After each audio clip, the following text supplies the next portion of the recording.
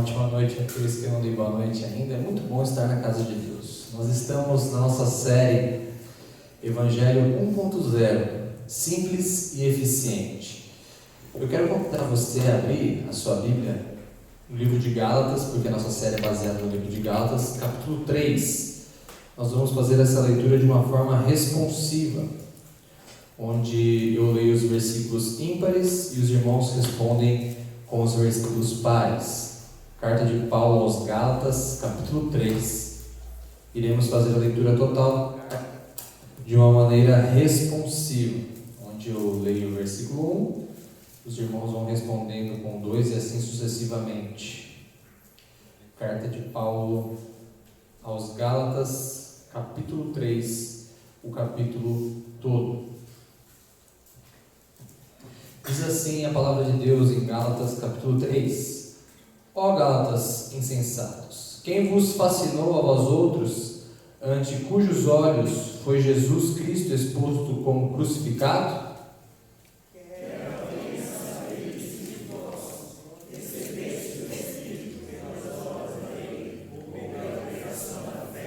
Sois assim insensatos, que, tendo começado no Espírito, estejais agora vós aperfeiçoando na carne?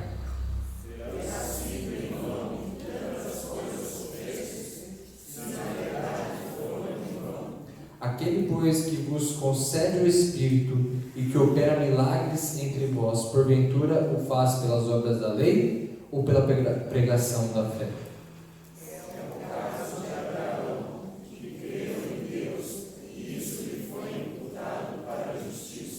Sabei, pois, que os da fé é que são filhos de Abraão.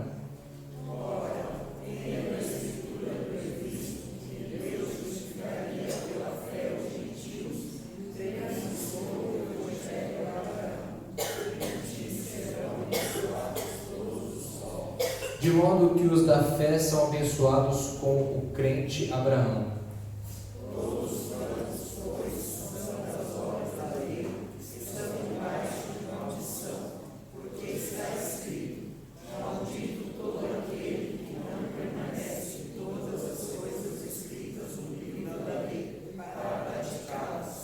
E é evidente que pela lei ninguém é justificado diante de Deus, porque o justo viverá pela fé.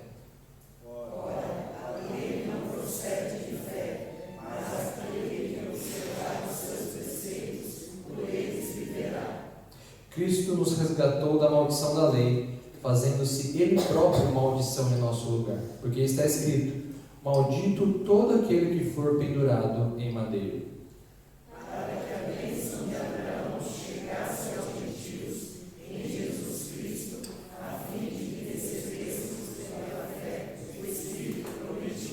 Irmãos, falo como homem, ainda que uma aliança seja meramente humana, uma vez ratificada ninguém a revoga ou lhe acrescenta alguma coisa.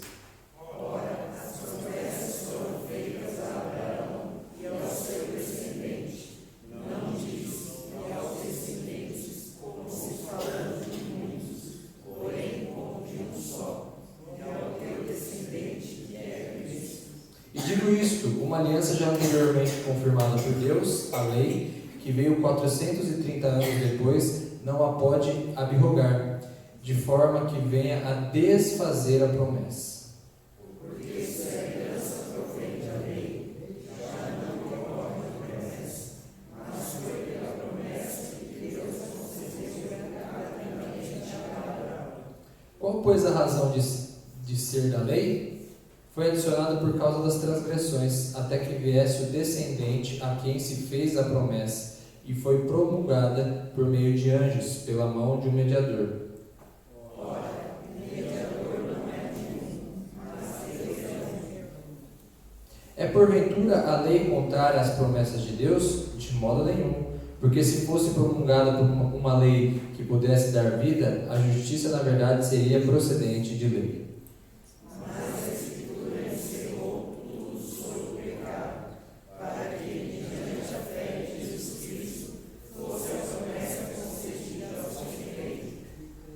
Mas antes que viesse a fé, estavam sob a tutela da lei, e nela encerrados para essa fé que de futuro haveria de revelar-se.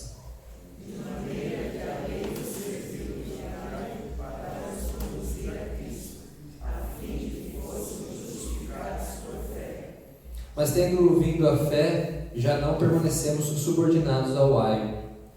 Pois todos vós sois filhos de Deus, mediante a fé em Cristo Jesus.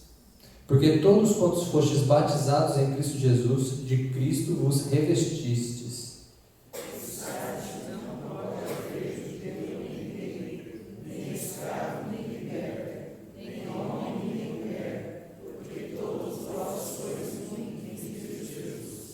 E se sois de Cristo, também sois descendentes de Abraão e herdeiro segundo a promessa.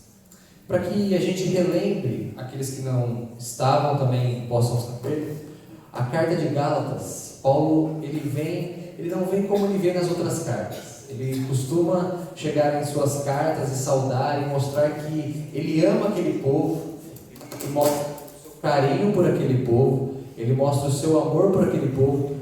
Mas aos Gálatas ele sauda e já vai direto ao assunto. No domingo passado o presbítero Rafael ele começou no capítulo 1, mostrando que Paulo volta a dizer àquele povo que não é um outro evangelho, só tem um evangelho, Cristo Jesus como um Salvador. E muitas vezes a simplicidade do evangelho às vezes não torna tão chamativo a carne humana. E aí as pessoas querem colocar e acrescentar algumas coisas ao Evangelho de Cristo. Mas como ele, não sei quem estava aqui, mas ele começou mostrando a foto de um carro super chique e um carro um pouco mais simples, mas que o carro simples ele se propõe a fazer aquilo que um carro tem que fazer.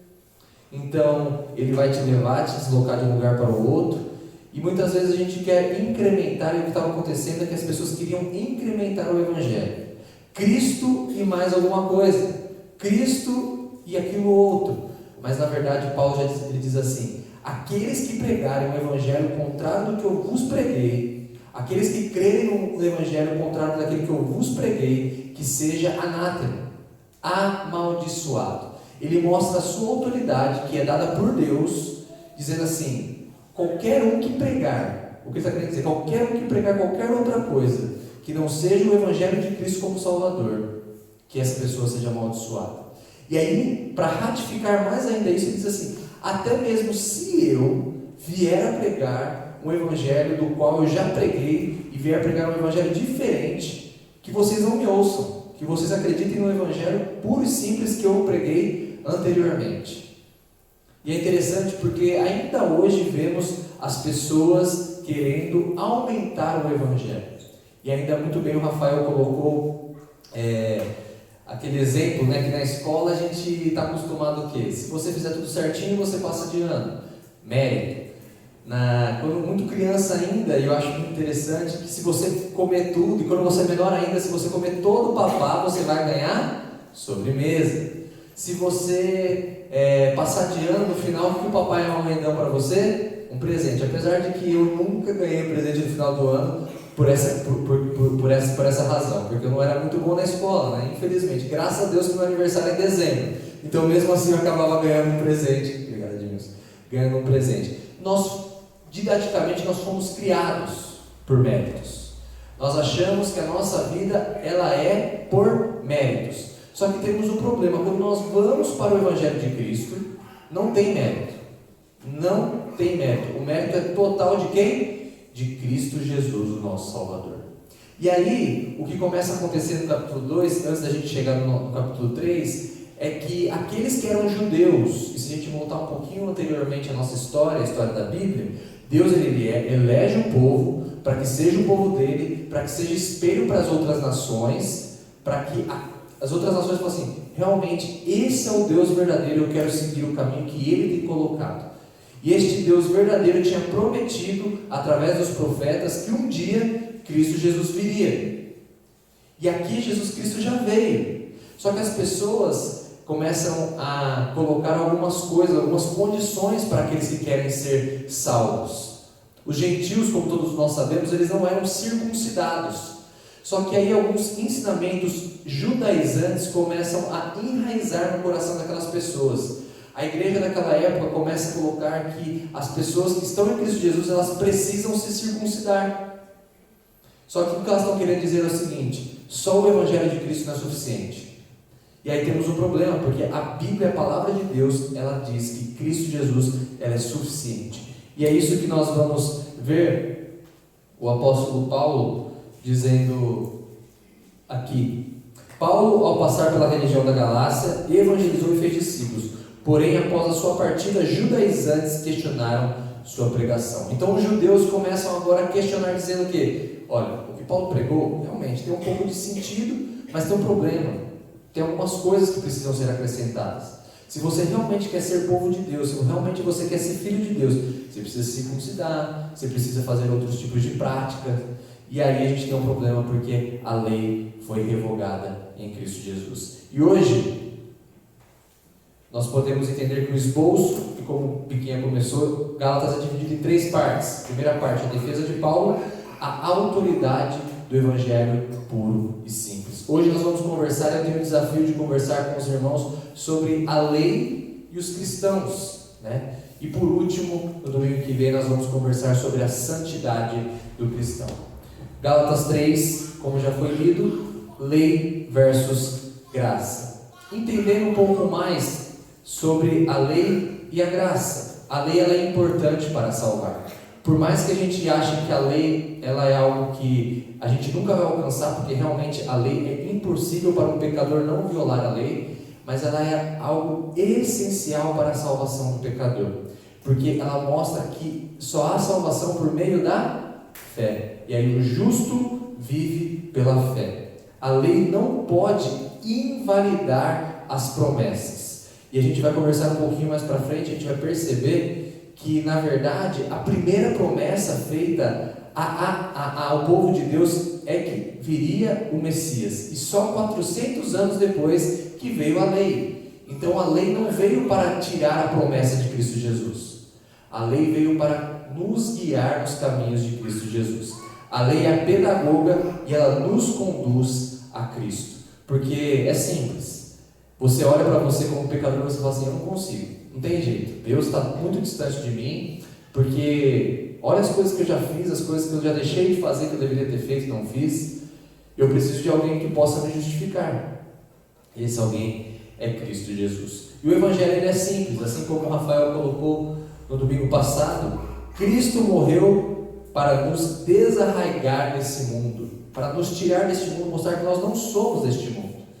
Ele, ser judeu, não foi suficiente para a salvação.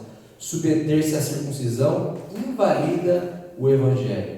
E aí a gente poderia dizer algumas coisas, algumas práticas. A gente acabou de sair de conhecer, de falar um pouco sobre a reforma protestante. Tem muitas seitas que vão dizer aí fora que você precisa de Cristo e precisa se autoflagelar. Você precisa de Cristo e precisa pagar algum tanto para poder conseguir a salvação. Você precisa de Cristo e precisa fazer isso, senão você não vai para o céu. E aí nós temos um problema, porque nós vemos que o povo escolhido por Deus, judeu, a circuncisão na carne não foi suficiente para que aquele povo tivesse a salvação, para que aquele povo fosse merecedor de estar no céu com Deus, porque ninguém, não há um justo sequer, todos pecaram e estão longe da glória de Deus. Então não há lei que faça com que você siga e seja merecedor. E o meu desafio essa noite é mostrar para você que a lei e a graça, Cristo Jesus, elas andam juntas, mas que uma não anula a outra e uma é importante para que a outra funcione bem. Então, às vezes as pessoas elas vão querer viver por lei, querendo dizer que se ela cumprir a risca ela vai ser salva, e nós sabemos que isso não convém, não tem como, porque se eu fosse fazer uma enquete bem rápida, que alguém aqui já mentiu pelo menos uma vez na vida, talvez alguns não levantariam a mão. Já diria que alguns seriam mentirosos aqui mesmo, porque acho que pelo menos uma vez na vida todo mundo já mentiu em alguma coisa, nem que seja pequena. Levantasse a mão que alguém já desobedeceu pai, mãe, alguém que é seu líder, com certeza alguém levantaria a mão também. E se a gente fosse falar dos 10 mandamentos aqui, com certeza nós não conseguiríamos seguir a risca e não seríamos merecedores. Mesmo que isso fosse algo que fosse capaz de nos justificar as obras, nós não conseguiríamos, ninguém conseguiria. E a primeira coisa que eu quero conversar com os irmãos é que o apóstolo Paulo começa no capítulo 3 levantando algumas perguntas. A primeira pergunta é: como você recebeu o Espírito Santo? Então, perguntas que questionam se é a lei ou a graça que salva. Essas perguntas são muito interessantes, porque ele começa: ó Gálatas insensatos, quem vos fascinou a vós outros, antes cujos olhos foi Jesus Cristo exposto como crucificado? Então, como você recebe o Espírito Santo? É através da lei? Não. É através de Cristo Jesus, a pessoa de Cristo Jesus, que morreu na cruz, derramou sangue precioso. O Espírito Santo vem, toca no seu coração, e em resposta a isso você tem a salvação em Cristo Jesus. Então, como que nós recebemos a salvação? É por meio de Cristo. A vida eterna está na pessoa de Cristo. Se nós formos lá para a primeira carta de João, no capítulo 5, nós vamos ver que a vida eterna está na pessoa de Cristo, porque Cristo é o próprio Deus. Cristo é o Deus encarnado, que morreu, derramou sangue precioso e vive está, e um dia voltará. Continuando, ele faz outra pergunta: como Deus está santificando você? E aí eu pergunto para você: quem te santifica são as suas obras da lei ou Cristo Jesus como seu Salvador, que começa agora, por amor, libertar você das suas práticas antigas? O pastor Marcos sempre tem o costume de dizer, não só de púlpito, mas sempre quando nós estamos conversando ali, uma coisa que é a pura verdade: o amor liberta qualquer opressão. E antes de vir para cá, eu tive alguns ensinamentos que realmente foram muito importantes para a minha vida, mas talvez um tanto quanto radicais, e eu percebo que realmente o amor liberta tudo. Porque quando você ama genuinamente, você está com todo o seu coração ligado àquele que te salvou, você é santificado por Ele por amor, e não por uma opressão da lei. E eu não sou psicólogo, mas temos alguns psicólogos aqui, tanto o André quanto o pastor Marco, vai dizer que a opressão em si ela não é algo positiva para aqueles que tentam ter uma mudança. Na verdade, a opressão vai trazer um outro ciclo errado na vida da pessoa. Então, Jesus Cristo veio para libertar aqueles que são oprimidos pela lei. Porque, na verdade, a lei, ela é a aio, ela é o guia para Cristo. E não é para nos deixarmos desesperados olhando para cima. É impossível. Realmente, você tem que olhar, é impossível, mas alguém venceu, esse alguém é Cristo Jesus. Então Paulo fala assim: peraí, quem está santificando vocês? Quem que fez com que vocês recebessem o Espírito? Isso a gente vai ver nos versículos de 1 a 6, e eu não posso me delongar muito, porque eu tenho que expor o capítulo, mas depois na sua casa, se você ver direitinho, vão ter essas 4 perguntas. Suas experiências foram inúteis? E aí ele vai dizer da experiência, o que aquele povo teve com Cristo. E quantas vezes a gente pode dizer de experiências que tivemos? Nós sabemos que a nossa fé não é baseada por experiências, e sim na palavra de Deus. Mas eu acho que hoje eu já conheço muito mais a igreja, e já conversei várias vezes com pessoas diferentes, e cada vez que eu ouço um testemunho, Cristo é glorificado, porque eu vejo que realmente nós temos experiências com Cristo, com o nosso Deus. Talvez às vezes nos mínimos detalhes, às vezes a gente não consegue nem enxergar, né? Eu tive uma experiência há pouco tempo. Eu realmente queria muito que a nossa igreja estivesse super linda para receber o culto do dia 9. Orei e as coisas foram acontecendo, e olha aqui, a nossa igreja está pintada, Deus foi levantando pessoas, e olha como está. Vida do Rubinho, daqueles que tiveram no mutirão. Isso é uma experiência maravilhosa, é Deus quem faz a obra. Outra experiência que tive foi no sábado passado, não ontem, no outro sábado, quando Deus confirmou o meu chamado através do concílio, do presbitério. Isso foi mais uma experiência da minha parte para com Deus e de Deus para comigo. E essas experiências não podem ser o quê? Inúteis na nossa vida. A gente não pode achar que agora a gente precisa de algo a não ser Cristo. Nós precisamos só de Cristo.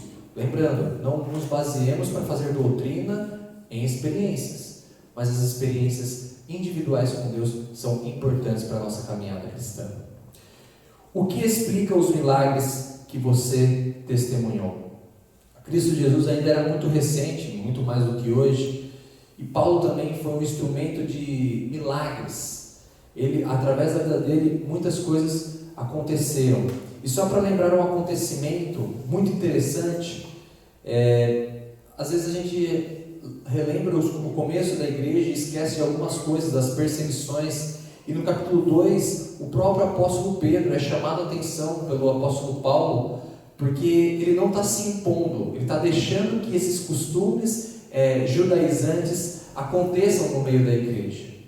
E o mais bonito é ver que, através dos milagres, Deus ia se mostrando para a sua igreja. A gente poderia citar tantos milagres que aconteceram nas viagens de Paulo, quando Pedro estava na prisão e ele foi liberto lá no livro de Atos, e tantos outros milagres que poderíamos citar na palavra de Deus. E como vamos lembrar lá de Romanos, capítulo 16, versículo 26, e que agora se tornou manifesto e foi dado a conhecer por meio das escrituras proféticas, segundo o mandamento do Deus eterno, para obediência por fé entre todas as nações. O apóstolo Paulo foi chamado para mostrar que em Cristo existe um povo, o povo de Deus.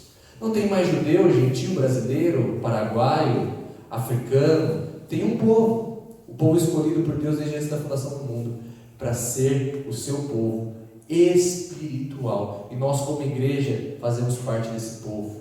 Nós continuamos sendo o povo de Deus, o Israel de Deus espiritual. Então, é bonito a gente entender que nós temos que dar valor a essas coisas que acontecem na nossa vida. Eu queria atentar com você o versículo 6. É o caso de Abraão, que creu em Deus, e isso lhe foi imputado para a justiça. E aí, nós podemos perceber que Paulo rebate a justificação por obras com a vida de Abraão. Por que ele rebate a justificação por obras pela vida de Abraão? Porque Abraão era o pai da nação judaica, o mais antigo. Abraão é o exemplo mais claro de justificação do Antigo Testamento. E é quase certo que os judaizantes, aqueles que queriam fazer com que as outras pessoas fizessem algo a mais, estivessem usando o exemplo de Abraão. Então Paulo, com uma sabedoria vinda do alto, ele diz assim, ele usa a vida de Abraão. E é o caso de Abraão que creu em Deus e isso lhe foi imputado para a justiça. Ele está dizendo o quê? Que a vida de Abraão foi salva por meio da fé.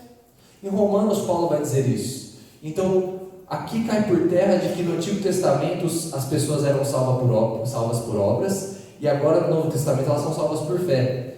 Não, todas as pessoas no mundo, desde Abraão, Isaac, Jacó e todos esses que nós conhecemos, foram salvos mediante a fé e não por obras, né? E a coisa que mais me define também, que eu acho legal entender, por que Deus também não deixou ser por obras? Primeiro, que a gente não quer alcançar, óbvio, isso é óbvio, mas também é claro que o apóstolo Paulo fala que se fosse por obras, imagine só as pessoas como elas iam se gloriar por serem salvas.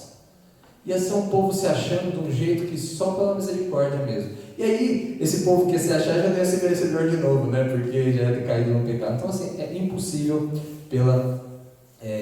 por obras serem salvos, né? E lá em Romanos, capítulo 4, versículos 2 e 3, porque se Abraão foi justificado por obras, tem de que se gloriar, porém não diante de Deus, pois, que diz a Escritura? Abraão creu em Deus, e isso lhe foi imputado para a justiça. Novamente o apóstolo Paulo, que falou aos Gálatas, ele fala isso aos Romanos, a mesma coisa. Então a gente começa a perceber que dentro das igrejas daquela época até hoje, a meritocracia da lei era muito enraizada no coração dos crentes. Isso é muito complicado, porque aí é o que o presbítero Rafael pregou domingo passado. O Evangelho ele é simples, ele é puro, ele é genuíno, é Cristo Jesus como Salvador e nada mais. E a gente vai do versículo 7 ao 14 agora. Não adianta tentar ser justificado pela lei. Então o apóstolo Paulo primeiro ele deixa muito claro com perguntas do que salva, se é a lei ou a graça, e fica muito claro por essas perguntas que é só a graça que pode salvar a vida de um cristão, de uma pessoa que quer ser salva. A fé em Cristo Jesus aqui no Novo Testamento, Abraão creu e isso foi imputado por fé, a sua salvação também. E agora, não adianta tentar ser justificado pela lei. Lá em Abacuque, o profeta Abacuque, capítulo 2, versículo 4, vai dizer: eis o soberbo, sua alma não é reta nele, mas o justo viverá pela sua fé. Então, o justo significa o quê? Aquele que é salvo. Então, aquele que é salvo vive pela fé todos os dias e não só no momento da sua salvação.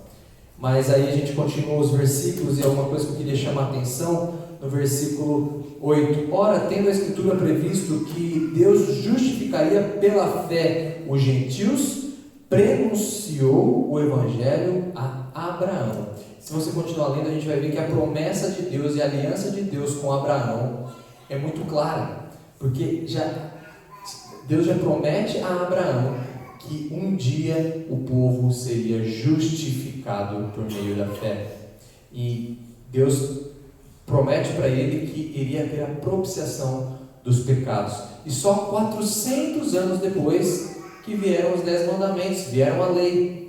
E aí depois ele vai continuar dizendo assim: não tem como uma promessa ser revogada, né? Hoje em dia as pessoas não levam mais em conta aquilo que elas prometeram, aquelas coisas que elas apalavraram. Quando o meu vodrasto ainda era vivo, e eu ia visitar minha avó lá em Rio Claro, e ele estava sentado na cadeirinha dele, ele gostava de contar as histórias de quando ele era mais novo. Ele já estava com os seus 90 e poucos anos, e uma vez ele me contou que ele estava numa mesa e um homem falou que ia vender a terra para o outro homem, pegou na mão desse homem.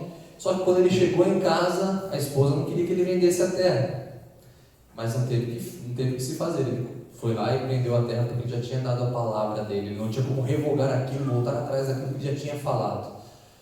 E é interessante que Paulo está falando aqui que quando Deus prometeu, foi antes da lei. Então Cristo está prometido desde antes da lei. A graça é o que muda a vida do pecador. A lei, depois ele vai mostrar o porquê da lei e o para quê da lei, mas principalmente ele mostra pela vida de Abraão que o justo viverá pela fé. E o profeta Abacuque, ele diz isso, né? Mas o justo viverá pela sua fé.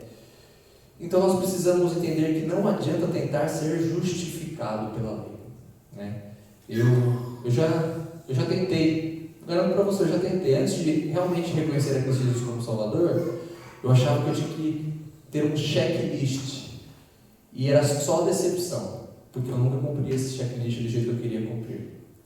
E como eu disse um pouquinho antes, quando você é liberto pelo sangue de Jesus Cristo, pela graça, esse amor liberta de uma tal maneira o seu coração, que você agora não precisa mais de checklist, mas as coisas vão sendo naturais na sua vida. Você vai ter prazer em ler a palavra de Deus e falar assim: isso aqui eu preciso mudar, porque não está de conformidade. Não porque vai me justificar, não porque vai me fazer merecedor, mas porque eu sei que isso vai agradar o meu Salvador. Isso é nítido, isso é claro na palavra de Deus. Filipe, entendi. É por fé. Aquele povo tinha que entender que era só Cristo, não era pela lei que tinha salvação. Mas por que Cristo tinha que vir? Qual que era a necessidade de Jesus Cristo ter vindo? Do versículo 15 ao 22, a gente vai perceber essa necessidade, né? Que a lei não pode invalidar a promessa, pois todos pecaram e carecem da glória de Deus, sendo justificados gratuitamente por sua graça, mediante a redenção que há em Cristo Jesus. Só tem a redenção quando Cristo Jesus veio, se encarnou, morreu, derramou sangue precioso e ressuscitou, um dia voltará. Ele precisava cumprir o que? Aquilo que Deus havia prometido. Tanto é que quando Cristo está ali chorando e está desesperado, porque realmente ia doer, e doeu muito o pecado, como a gente canta aquele cântico, né? Nunca saberei o preço dos meus pecados lá na cruz. Nós cantamos isso não achando que é um preço baixo, mas o preço é tão alto, o sofrimento é tão alto, a culpa de levar o pecado foi tão alta, o que segurou ele naquela cruz foi o amor, que nós nunca conseguimos cognitivamente imaginar, podemos nem mencionar aquilo que realmente aconteceu, mensurar aquilo que aconteceu naquela cruz. E é interessante que no Isaías 53 vai mostrar que Cristo morreu na cruz para satisfazer também a vontade de Deus Pai. Então, Jesus Cristo tinha que se encarnar, tinha a necessidade de cumprir nele a lei. O que é cumprir a lei em Cristo Jesus? É simples. Deus mostra que a salvação é por fé, através lá desde Abraão, que foi imputado por fé. Depois ele dá a lei para que o povo entenda os caminhos que ele deve andar. Só que alguém tinha que cumprir essa lei. Só que eu e você, pecadores, nunca cumpriríamos essa lei. Só que teve alguém chamado Cristo Jesus que cumpriu essa lei em carne e alma, que foi Cristo Jesus, o próprio Deus encarnado. Ele se esvaziou de toda a sua glória, se fez homem, morreu e cumpriu a lei nele, porque ele nunca pecou e a lei foi cumprida em Cristo Jesus. Gente, eu não sei se todos os dias pela manhã vocês têm o costume de orar, né? Cada um tem a sua rotina de oração, de leitura bíblica, assim espero, mas todas as vezes que eu acordo, a primeira coisa que eu faço é agradecer a Deus por mais um dia de vida, né? Porque é Ele que nos sustentou à noite, né? Eu e minha querida esposa também, antes de dormir, a gente sempre tem o costume de fazer uma oração pedindo para que tenhamos uma noite tranquila e que Deus guarde a gente, e agradecendo por mais um dia na presença dele. E de manhã eu acordo, agradeço a Deus pela vida, e todas as vezes eu tento relembrar o sacrifício de Cristo Jesus na cruz. Sabe por quê? Porque isso me constrange a ponto de eu querer viver glorificando aquele que se sacrificou, que se fez homem, cumprindo a lei de Deus aqui na terra. Isso me constrange a um ponto de entender que eu necessito de Jesus, né? Tem não sei se é um hino que diz: careço de Jesus, né? Nós carecemos de Jesus todos os dias da nossa vida, porque Ele é o cumprimento daquilo que nós nunca conseguiríamos alcançar. Então, todos pecaram e carecem da glória de Deus, sendo justificados gratuitamente por sua graça, mediante a redenção que há em Cristo Jesus. Só tem um que cumpriu a lei, esse alguém é Cristo Jesus. Romanos 3, versículos 23 e 24. Agora, depois de explanar mostrando que aquele povo estava querendo colocar a lei onde já havia vindo Cristo Jesus como Salvador, que para a salvação precisava de algo mais, mostrei que não, é só Cristo Jesus morrendo na cruz que nos purifica e nos justifica perante o Pai. Não adianta nós tentarmos, porque nós nunca alcançaríamos a lei. E o exemplo de Abraão fica muito claro que Abraão, ele foi justificado pela fé em Cristo Jesus. E agora no versículo 23 ao 29, a função da lei antes e depois de Cristo. Eu quero que você preste muita atenção para que a gente consiga entender realmente o que a lei é hoje, o que a lei foi, o que é Cristo, assim, para ficar bem claro, porque esse é o meu maior objetivo nessa noite: mostrar a lei e Cristo, como elas andam e como elas se completam, né? Então, vamos ler novamente aí no versículo 23 ao 29.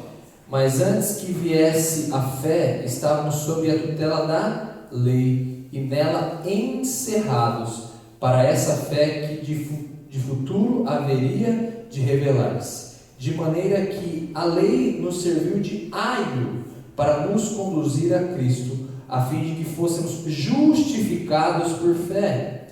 Mas tendo vindo a fé, já não permanecemos subordinados ao aio, pois todos vós sois filhos de Deus mediante a fé em Cristo Jesus, porque todos quantos fostes batizados em Cristo de Cristo, vos revestistes. Dessarte não pode haver judeu, nem grego, nem escravo, nem liberto, nem homem, nem mulher, porque todos vós sois um em Cristo Jesus. E sois de Cristo, também sois descendentes de Abraão e herdeiro segundo a promessa. A lei funcionava como um guia que mantinha a humanidade sob custódia até que a fé em Cristo viesse se manifestar, mas a lei também servia de guia. Como nós já conversamos, a graça comum nos permite crer que Deus coloca o senso de certo e errado nos salvos e nos não salvos. É claro que muito mais naqueles que foram justificados, porque agora você tem o Espírito Santo que habita em você, você foi selado pelo Espírito Santo, e agora o Espírito Santo serve como guia dos seus caminhos. Ele vai te auxiliar, te mostrar aquilo que precisa ser mudado. Mas depois que Cristo veio, a graça comum permite dizer que o senso de certo e errado está no coração, está gravado na lei do coração das pessoas. No Antigo Testamento, a lei era necessária para que as pessoas percebessem aquilo que era natural, né, e aquilo que não era bom ser feito. Para que a lei funcionava como um guarda, mantinha a humanidade em uma sobrevivência. Eles podiam conviver porque eles tinham a lei. Mas nós acabamos de ver que uma vez que Cristo Jesus veio e revogou, o véu se rasgou, o dia se fez noite, né? Jesus Cristo morreu cumprindo ali. Agora isso é marcado na tábua do seu coração. Esse senso de certo e errado, nós fomos libertos da lei. O que isso significa? Significa que a lei era importante para dar limite para o povo de Deus, mostrar à humanidade como viver, e não só isso, apontar para algo que era inalcançável pelo ser humano. Então ela aponta para Cristo, ela aponta para alguém que é o próprio Deus, que poderia libertar você dessa escravidão da lei. Nós fomos chamados para sermos livres, né? Mas aí é interessante que uma coisa que me chama muita atenção, que mostra aqui que não tem diferença entre grego, gentil, homem, mulher, servo, escravo, não tem diferença. Sabe por quê? Em Cristo Jesus nós somos um povo. Cristo é o cabeça e nós somos o corpo. Então, quando Cristo Jesus veio, Ele revogou a lei no sentido de que agora não é mais necessário viver debaixo desses mandamentos em relação a que isso vai te apontar para alguma coisa. O que aponta para Cristo agora é a salvação por meio da fé em Cristo Jesus, que já veio e um dia voltará para buscar aqueles que são seus, né? E diz assim, porque, no versículo 27, porque todos quantos fostes batizados em Cristo, de Cristo, vos revestistes. Então nós fomos revestidos pelo sangue de Jesus Cristo e pela misericórdia de Deus, né? O versículo que eu mais gosto da Bíblia, não é que ele é mais importante, é o versículo que eu mais gosto, é 2 Coríntios 5,17. Aquele que está em Cristo é nova criatura, as coisas velhas se passaram e tudo se fez novo. Uma vez que você está em Cristo, sua fé foi colocada em Cristo, agora você é uma nova criação, uma nova criatura, né? Então, a lei continua nos ajudando na parte moral, né? Muitas vezes a gente vai olhar para a lei e falar assim, puxa vida, eu preciso disso para entender aquilo que agrada ou não a Deus. Mas não é aquilo, e hoje é muito claro para a gente no Novo Testamento, depois que Cristo já veio, não é aquilo que te justifica. Ela serve sim como aio, né? como um guia para nós, mas não para a justificação. E hoje em dia nós temos que crer que depois que Cristo Jesus veio, esse senso, né, eu não sei se você já teve oportunidade, mas eu estou lendo, um dos livros que eu estou lendo é o Cristianismo Puro e Simples, que vai dizer exatamente isso, que as pessoas elas querem que tudo pode, mas aí quando você fala assim, então, se tudo pode e te faz feliz, e aí você coloca uma situação que ela acha meio estranha, ela fala, não, isso não. Mas aí quem te colocou esse senso de certo e errado em você? Quem te colocou esse senso foi Cristo Jesus, que pagou e venceu a lei naquela cruz, né? Lá em Efésios capítulo 2, do versículo 18 a 22 diz, porque por ele ambos temos acesso ao Pai. Em espírito, assim já não sois estrangeiros e peregrinos, mas co-cidadãos dos santos, e sois da família de Deus, edificados sobre o fundamento dos apóstolos e profetas, sendo Ele mesmo, Cristo Jesus, a pedra angular, no qual todo edifício bem ajustado cresce para o santuário dedicado ao Senhor, no qual também vós juntamente estáis sendo edificados para a habitação de Deus no Espírito. Nós estamos sendo edificados para um dia sermos glorificados, que é o final ali da ordem da salvação, né? O dia que Cristo Jesus voltar, nos ressuscitar, nos glorificar e viveremos eternamente sem pecado. Então, entendo que neste capítulo fica muito claro que sempre foi por meio da fé a salvação e não por meio da lei. Mas a lei sempre foi importante para mostrar para o povo que precisava de alguém que a cumprisse. A lei é importante para nos guiar, ainda hoje, com lições de entendermos a moral, mas entendendo que o que nos liberta é o amor pelo nosso Salvador. Concluo então a minha pregação, esse tempo juntos com os irmãos. O maior engano que o inimigo quer mostrar sobre a lei é que conseguimos, por meio dela, conquistar algo. A lei foi e é importante para nós, porém somente a graça é capaz de cumprir a lei. Vivemos a graça de Cristo derramada na cruz e, em resposta a isso, amando a lei. Então, em resposta ao amor que temos por Cristo, nós amamos a lei. A última tábua da lei foi a cruz do nosso Salvador. Então, se você não lembrar de muita coisa, eu sempre gosto de ter uma frase para que a gente resuma bem a nossa pregação, o nosso tempo juntos. A última tábua da lei foi a cruz do nosso Salvador. Porque na cruz tudo se cumpriu, tudo se fez novo. Ali foi cumprido a vontade de Deus Pai para a salvação daqueles que estão mortos nos seus delitos e pecados. Baixe sua cabeça e vamos orar. Senhor, meu Deus, muito obrigado por esse dia, obrigado por esse tempo, pela sua palavra ter sido exposta. Que não seja nada fruto daquilo que a minha boca falou, mas o que o Teu Santo Espírito falou no coração de cada um.